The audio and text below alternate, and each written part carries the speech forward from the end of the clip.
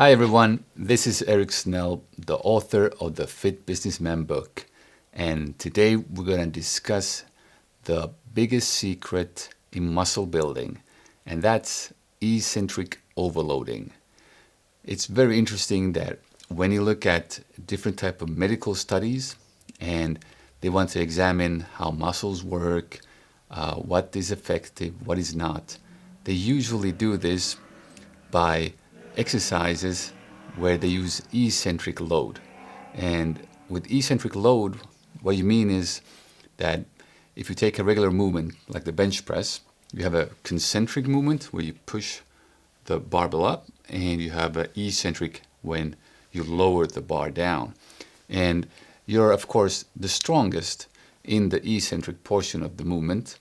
And when you push, you can actually, I would say, maybe it's 30% more weight you can then lower down, sometimes even more.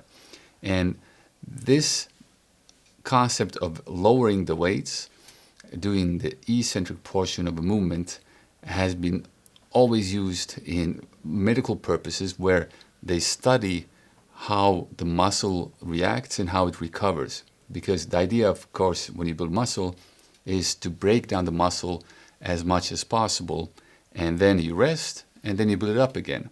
And to break down the muscle fibers really thoroughly, you have to choose a good method.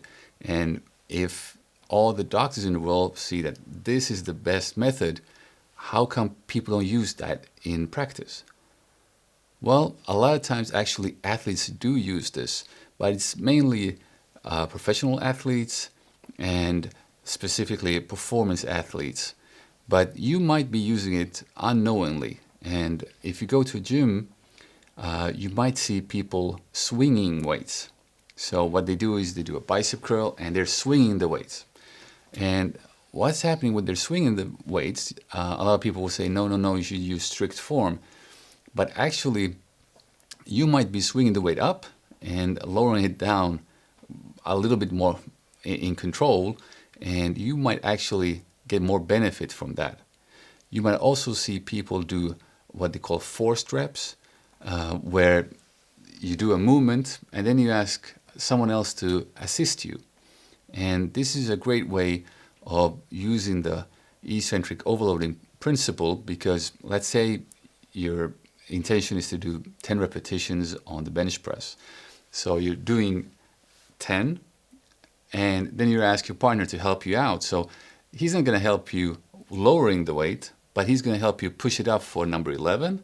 You're going to lower it yourself, and he's going to help you push it up for number 12, and you're going to lower it down yourself. And it's those reps in the end that really count when you want to break down muscle fiber. So you can also do this in the gym when you're alone. So one method that I really use often, especially for my arms, is to use both arms in one direction, and then you let go of one hand and you just use the other for the eccentric portion of the movement. And you sometimes you see these videos and instructions on eccentric training, and a lot of times there's this misconception that you have to lower the weight very slowly down. And I understand that it feels that way, that you would go quick up and then you slowly lower the weight down, and you can feel a burn. But if you do it that way, let's say you can do 5 repetitions. But what studies show is actually that if you do it normal speed, you can do more repetitions and you can do more damage. So you can build more muscle. And this way of training, it's not that easy, especially if you don't have machines, because machines makes it easy. You have a leg curl where you sit and you lift with both legs the weight up, and you can lower it down with one leg. But how about when you're outside of the gym, like now with the virus going on, and you might be on lockdown in an apartment building? Well, what you can do is you can do workouts in the stairs where you basically do drop downs in a squatted position just down the stairs. And what happens is you're actually just catching you're lowering your body, and you never do a concentric movement. So in the squat, if you have a weight on your shoulder, you will go down, that's the eccentric movement, and then you go up, that's the concentric movement. And if you just stay in a 90-degree angle with your knees and you jump down the stairs, you're just going to lower yourself, and you're sort of breaking yourself, the eccentric motion, and that's going to burn really, really well in your legs. And it also is a big help, especially if you want to train at home and you don't have large weights. Very few of us have squat racks at home. And I do sports a lot, and I don't have a home gym. So if I want to train my legs and really break down muscle fiber, actually using the stairs and doing these drop downs makes a lot of sense. And then, of course, if I want to add some weight, I can easily grab a medicine ball or something else and hold on to that. And that way I can even get more weight on the eccentric movement. So I think when you go to the gym, it's good to keep this in mind. Also when you train at home, but especially when you go to the gym and let's say you're training your triceps and you have these machine or bands or anything where you're extending your arm and you have possibility to assist with your other hand, then try it out. And you don't necessarily need to do it in the last reps.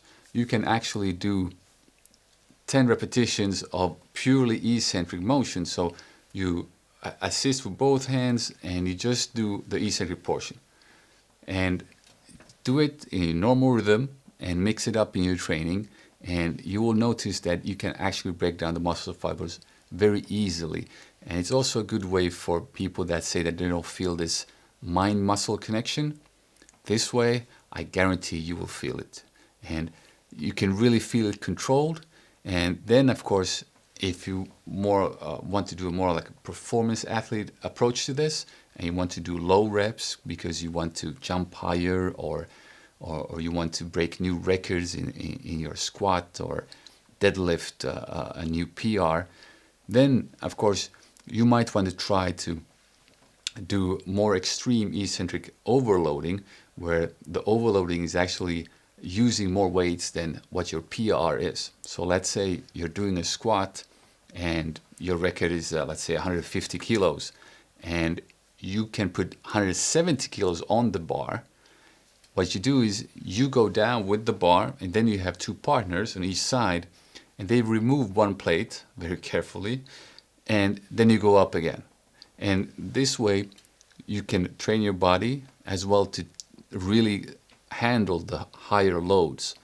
Because a lot of times when, especially if you take a beginner, you go to the gym, their power is actually going to increase, or it would seem that way, because the body is adapting to the movement. So it's not necessarily the muscle that's growing, but the body is adapting to the movement. And the same way, you have to customize your whole body to larger weights, to more pressure. So it's not only a muscle in the leg that needs to grow. You have to think about the joints. You have to think about your spine, and everything has to adapt. So using overloading, of course it's quite dangerous, but it's also a really, really good way to stimulate growth. So I highly encourage you to give it a try next time you're training. I know I'm going to be using it now, especially now on the big lockdown we have now, and I can't wait to get into a gym where we have machines and I can do that again. And when I train alone, I usually mix it up. So I have my explosive stuff, and then the eccentric stuff is really great, especially in the off season, so that I can really break down muscle tissue and make sure that I grow. And at a certain point, when you train a lot, you really got to come up with new ideas on how to really surprise the muscle and really force it to grow. And eccentric overloading, that's one of the best ways I know. And if you're interested in what exercises you can do, you can, of course, see all the exercises that I do in the Fit Businessman book. It's available now on ExplosiveMode.com, and there's both pictures and explanations on how to do the exercises. And yeah, give it a try. I'm Eric Snell. I'll see you soon again.